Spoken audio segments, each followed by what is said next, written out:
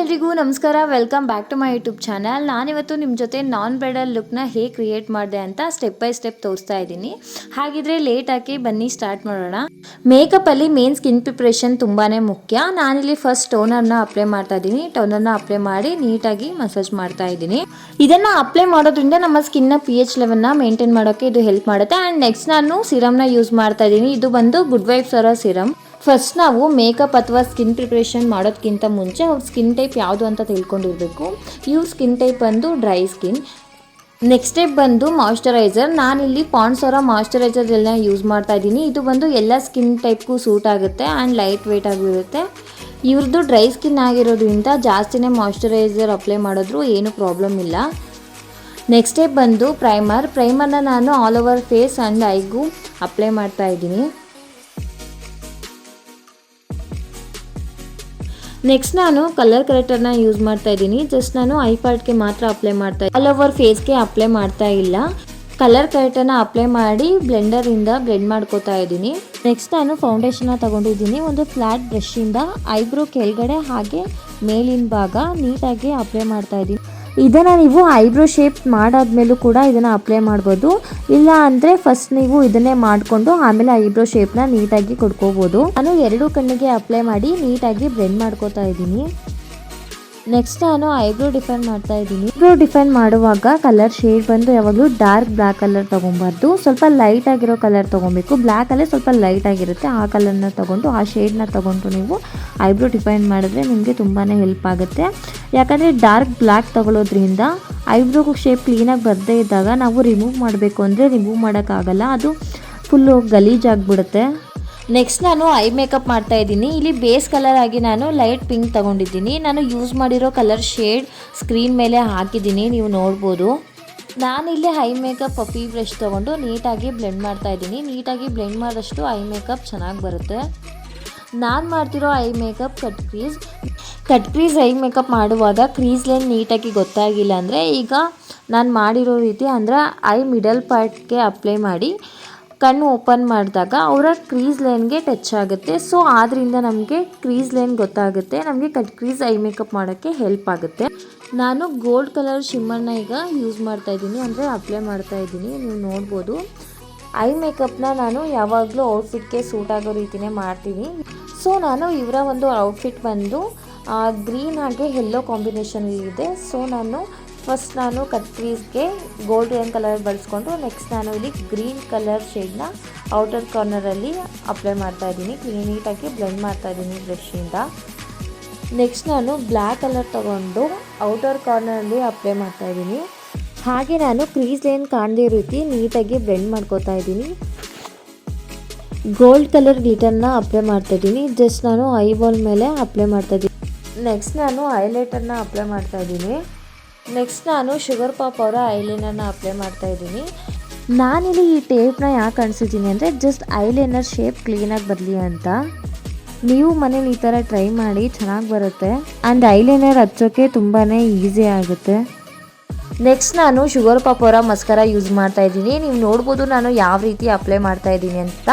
ಯಾಕಂದರೆ ಈ ರೀತಿ ನಾವು ಅಪ್ಲೈ ಮಾಡೋದ್ರಿಂದ ಮಸ್ಕರ ಸ್ಪ್ರೆಡ್ ಆಗಲ್ಲ ಅಂತ ಅಷ್ಟೇ. ಐ ಮೇಕಪ್ ಎಲ್ಲ ಮುಗ್ದಾದ್ಮೇಲೆ ನಾನು ಒಂದು ವೆಟ್ ಟಿಶ್ಯೂನ ತಗೊಂಡು ಆಲ್ ಓವರ್ ಫೇಸ್ನ ನೀಟಾಗಿ ಕ್ಲೀನ್ ಮಾಡ್ತಾ ಇದ್ದೀನಿ. ಯಾಕಂದರೆ ಐ ಮೇಕಪ್ ಮಾಡುವಾಗ ಕಲರ್ಸ್ ಎಲ್ಲ ಕಣ್ಣಿನ ಕೆಳಭಾಗ ಬಿದ್ದಿರುತ್ತೆ. ಸೊ ಹಾಗಾಗಿ ನೀಟಾಗಿ ಕ್ಲೀನ್ ಮಾಡ್ಕೋಬೇಕು, ಇಲ್ಲ ಅಂದರೆ ಮೇಕಪ್ ಮಾಡುವಾಗ ತುಂಬಾ ಸಮಸ್ಯೆ ಆಗುತ್ತೆ. ಹಾಗಾಗಿ ಫಸ್ಟ್ ನಾವು ಒಂದು ವೆಟ್ ಟಿಶ್ಯೂನ ತಗೊಂಡು ನೀಟಾಗಿ ಕ್ಲೀನ್ ಮಾಡಬೇಕು. ಮತ್ತು ನಾನು ನೆಕ್ಸ್ಟ್ ಇವಾಗ ಕಲರ್ ಕರೆಕ್ಟರ್ನ ಯೂಸ್ ಮಾಡ್ತಾ ಇದ್ದೀನಿ. ಆವಾಗಲೇ ನಾನು ಐ ಪಾರ್ಟ್ಗೆ ಯೂಸ್ ಮಾಡಿದೆ, ಯಾಕಂದರೆ ಐ ಮೇಕಪ್ ಫಸ್ಟ್ ಮಾಡೋದ್ರಿಂದ. ಇವಾಗ ನಾನು ಫೇಸ್ ಮೇಕಪ್ ಮಾಡೋದ್ರಿಂದ ನಾನಿವಾಗ ಕಲೆಕ್ಟರ್ನ ಫುಲ್ ಅವ್ರ ಡಾರ್ಕ್ ಸ್ಪಾಟ್ಸ್ ಎಲ್ಲಿದೆಯೋ ಅಲ್ಲೆಲ್ಲ ನಾನು ನೀಟಾಗಿ ಅಪ್ಲೈ ಮಾಡ್ತಾ ಇದ್ದೀನಿ.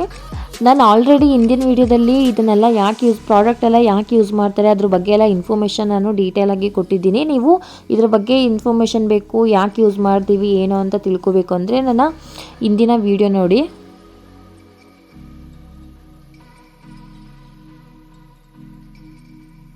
ಆಲ್ ಓವರ್ ಫೇಸ್ ಅಪ್ಲೈ ಮಾಡಿ ನೀಟಾಗಿ ಬ್ಲೆಂಡ್ ಮಾಡ್ತಾ ಇದ್ದೀನಿ. ಕಲರ್ ಕರೆಕ್ಟರ್ ಆದಮೇಲೆ ನೆಕ್ಸ್ಟ್ ನಾನು ಕನ್ಸೀಲರ್ನ ಅಪ್ಲೈ ಮಾಡ್ತಾ ಇದ್ದೀನಿ. ಆಲ್ ಓವರ್ ಫೇಸ್ಗೆ ನಾನು ಕನ್ಸೀಲರ್ನ ಅಪ್ಲೈ ಮಾಡ್ತಿದ್ದೀನಿ.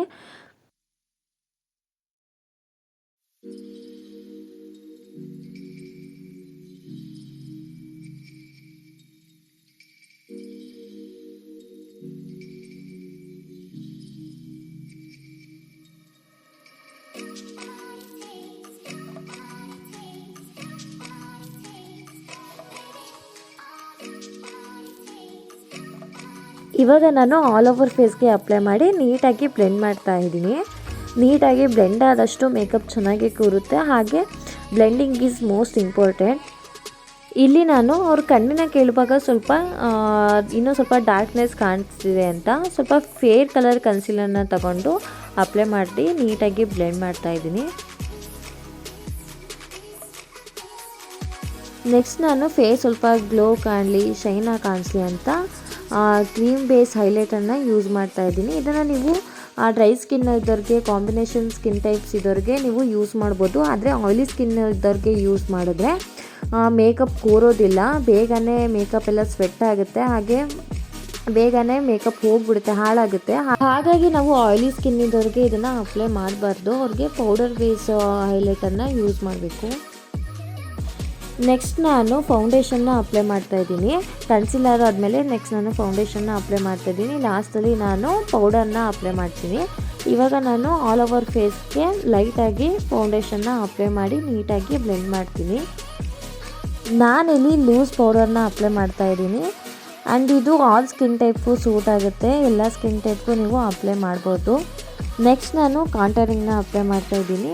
ಜಸ್ಟ್ ಶೇಪ್ ನೀಟಾಗಿ ಕಾಣಿಸಿ ಅಂತ, ಫೇಸ್ ಶೇಪ್ ನೀಟಾಗಿ ಕಾಣಿಸಿ ಅಂತ ನಾನು ಕಾಂಟರಿಂಗ್ ಯೂಸ್ ಮಾಡ್ತಾ ಇದ್ದೀನಿ. ಇಲ್ಲಿ ಕಾಂಟರಿಂಗ್ ನೋ ಸೈಡ್ ಪಾರ್ಟ್ ಹಾಗೆ ಚೀಕ್ ಪಾರ್ಟ್, ನೆಕ್ ಪಾರ್ಟ್ಗೆ ಅಪ್ಲೈ ಮಾಡಿ ನೀಟಾಗಿ ಬ್ಲೆಂಡ್ ಮಾಡ್ತಾ ಇದ್ದೀನಿ. ನೆಕ್ಸ್ಟ್ ನಾನು ನೋಸ್ ಮೇಲೆ ಕನ್ಸೀಲರ್ನ ಒಂದು ಲೈನ್ ಹಾಕಿ ಹಿಂಗೆ ಅಪ್ಲೈ ಮಾಡ್ತಾ ಇದ್ದೀನಿ. ಅಪ್ಲೈ ಮಾಡಿ ನೀಟಾಗಿ ಬ್ಲೆಂಡ್ ಮಾಡ್ತಿದ್ದೀನಿ, ಯಾಕಂದರೆ ಶೇಪ್ ನೀಟಾಗಿ ಕಾಣಿಸ್ಲಿ ಅಂತ. ಕಾಂಟರಿಂಗ್ ಮಾಡಿದ್ದೀವಲ್ಲ, ಸೊ ಹಾಗಾಗಿ ನೀಟಾಗಿ ಶೇಪ್ ಕಾಣಿಸ್ಲಿ ಅಂತ. ನೆಕ್ಸ್ಟ್ ನಾನು ಬ್ಲಷ್ನ ಅಪ್ಲೈ ಮಾಡ್ತಾ ಇದ್ದೀನಿ. ಇದನ್ನು ಯೂಸ್ ಮಾಡೋದ್ರಿಂದ, ನಾವು ಅಪ್ಲೈ ಮಾಡೋದ್ರಿಂದ ಇದು ಸಿಕ್ಕಾಪಟ್ಟೆ ನ್ಯಾಚುರಲ್ ಆಗಿ ಕಾಣಿಸುತ್ತೆ, ಹಾಗೆ ಪಿಂಕಿಶ್ ಆಗಿ ಗ್ಲೋ ಆಗಿ ಕಾಣಿಸೋಕ್ಕೆ ಇದು ಹೆಲ್ಪ್ ಮಾಡುತ್ತೆ, ಚೆನ್ನಾಗಿ ಕಾಣಿಸುತ್ತೆ ಮೇಕಪ್ಪಲ್ಲಿ ಇದು ಒಂದು ಪಾರ್ಟ್. ನೆಕ್ಸ್ಟ್ ನಾನು ಬ್ಲಷ್ ಆದಮೇಲೆ ಪೌಡರ್ ಫಾರ್ಮಲ್ಲಿರೋ ಹೈಲೈಟರ್ನ ಅಪ್ಲೈ ಮಾಡ್ತಾ ಇದ್ದೀನಿ. ಜಸ್ಟ್ ಲೈಟಾಗಿ ಚೀಕ್ ಬೋನ್ ಮೇಲೆ ಇದನ್ನು ಅಪ್ಲೈ ಮಾಡ್ತಾ ಇದ್ದೀನಿ. ನೆಕ್ಸ್ಟ್ ನಾನು ಲಿಪ್ ಬಾಮ್ನ ಅಪ್ಲೈ ಮಾಡಿ ಹಾಗೆ ಲಿಪ್ಸ್ಟಿಕ್ನ ಹಚ್ತಾ ಇದ್ದೀನಿ. ನಾವು ಯಾವಾಗಲೂ ಲಿಪ್ಸ್ಟಿಕ್ ಹಚ್ಚೋಕ್ಕಿಂತ ಮುಂಚೆ ಲಿಪ್ ಬಾಮ್ ಹಚ್ಚಿದ್ರೆ ಒಳ್ಳೆಯದು. ನಾನಿಲ್ಲಿ ಪಿಂಕ್ ಹಾಗೆ ರೆಡ್ ಕಲರ್ನ ಮಿಕ್ಸ್ ಮಾಡಿ ಹಚ್ತಾ ಇದ್ದೀನಿ. ನೀವು ಮಲ್ಟಿಪಲ್ ಕಲರ್ನ ಯೂಸ್ ಮಾಡಿ ಅಪ್ಲೈ ಮಾಡೋದ್ರಿಂದ ಏನೂ ಪ್ರಾಬ್ಲಮ್ ಇಲ್ಲ. 1 or 2, 3 ಈ ಥರ ಎಲ್ಲ ನೀವು ಕಲರ್ನ ಯೂಸ್ ಮಾಡಿ ಅಪ್ಲೈ ಮಾಡ್ಬೋದು. ಮೇಕಪ್ ಎಲ್ಲ ಆದಮೇಲೆ ಲಾಸ್ಟಲ್ಲಿ ನಾನು ಮೇಕಪ್ ಫಿಕ್ಸರ್ನ ಅಪ್ಲೈ ಮಾಡ್ತಾ ಇದ್ದೀನಿ. ಮೇಕಪ್ ಮಾಡುವಾಗ ನಮಗೆ ಸರಿಯಾಗಿ ಗೊತ್ತಾಗಲ್ಲ, ಯಾಕಂದರೆ ಅದು ಬೂದಿ ಕಾಣಿಸ್ತಾ ಇರುತ್ತೆ. ಫೌಂಡೇಶನ್ ಪೌಡರ್ನೆಲ್ಲ ಅಪ್ಲೈ ಮಾಡ್ತಿರ್ತೀವಲ್ಲ, ಅಷ್ಟು ನೀಟಾಗಿ ಕಾಣಿಸಲ್ಲ. ಸೊ ಹಾಗಾಗಿ ನಾವು ಮೇಕಪ್ ಫಿಕ್ಸರ್ನ ಯೂಸ್ ಮಾಡಿದ್ಮೇಲೆ ಮೇಕಪ್ ಲಾಂಗ್ ಲಾಸ್ಟಿಂಗ್ ಆಗಿ ಇರೋಕ್ಕೆ ಹೆಲ್ಪ್ ಮಾಡುತ್ತೆ ಆ್ಯಂಡ್ ನ್ಯಾಚುರಲ್ ಆಗಿ ಕಾಣಿಸುತ್ತೆ ಮೇಕಪ್ ಫಿಕ್ಸರ್ ಯೂಸ್ ಮಾಡೋದ್ರಿಂದ. ಹಾಗೆ ನಾನು ಲಾಸ್ಟಲ್ಲಿ ಬ್ಲೆಂಡರಲ್ಲಿ ಕಿವಿ ಹಾಗೆ ನೆಕ್ ಪಾರ್ಟ್ಗೆ ಫೌಂಡೇಶನ್ ಏನು ಬ್ಲೆಂಡರಲ್ಲಿ ಏನು ಫೌಂಡೇಶನ್ ಎಲ್ಲ ಏನು ಮಿಕ್ಕಿತ್ತೋ ಅದನ್ನು ಯೂಸ್ ಮಾಡಿಕೊಂಡು ನೀಟಾಗಿ ಅಪ್ಲೈ ಮಾಡ್ತಾ ಇದ್ದೀನಿ. ಜಸ್ಟ್ ಬ್ಲೆಂಡ್ ಮಾಡ್ತಾ ಇದ್ದೀನಿ ಅಷ್ಟೇ. ನೆಕ್ಸ್ಟ್ ನಾನು ಲಾಸ್ಟಲ್ಲಿ ಮೇಕಪ್ ಫಿಕ್ಸರ್ ಎಲ್ಲ ಹಾಕಿದ್ಮೇಲೆ ಲಾಸ್ಟಲ್ಲಿ ಕಾಜಲ್ನ ಅಪ್ಲೈ ಮಾಡ್ತಾ ಇದ್ದೀನಿ. ಯಾಕಂದರೆ ಕೆಲವರಿಗೆ ಕಾಜಲ್ ಆಗುತ್ತೆ, ಕೆಲವರಿಗೆ ಕಾಜಲ್ ಆಗಲ್ಲ, ಕಣ್ಣಲ್ಲಿ ನೀರು ಬಂದುಬಿಡುತ್ತೆ ಅದಕ್ಕೆ. ಸೊ ಹಾಗಾಗಿ ನಾನು ಲಾಸ್ಟಲ್ಲಿ ಕಾಜಲ್ನ ಅಪ್ಲೈ ಮಾಡ್ತಾ ಇದ್ದೀನಿ. Here it is final look. I hope ಈ ವಿಡಿಯೋ ನಿಮಗೆ ಇಷ್ಟ ಆಯಿತು, ಹೆಲ್ಪ್ ಆಗುತ್ತೆ ಅಂತ ಅನ್ಕೋತೀನಿ. ನಿಮ್ಗೆ ಈ ವಿಡಿಯೋ ಇಷ್ಟ ಆದರೆ ಲೈಕ್ ಆ್ಯಂಡ್ ಶೇರ್, ಸಬ್ಸ್ಕ್ರೈಬ್ ಮಾಡಿ. ಹಾಗೆ ಇನ್ನೂ ಇದೇ ರೀತಿ ಹೆಚ್ಚು ವೀಡಿಯೋಸ್ ಮಾಡೋಕ್ಕೆ ನಾನು ಟ್ರೈ ಮಾಡ್ತೀನಿ. ಮೇಕಪ್ ವೀಡಿಯೋಸ್ ಬಿಟ್ಟು ಬೇರೆ ವೀಡಿಯೋಸ್ ಮಾಡೋಕ್ಕೂ ಕೂಡ ಟ್ರೈ ಮಾಡ್ತೀನಿ. Thanks for watching.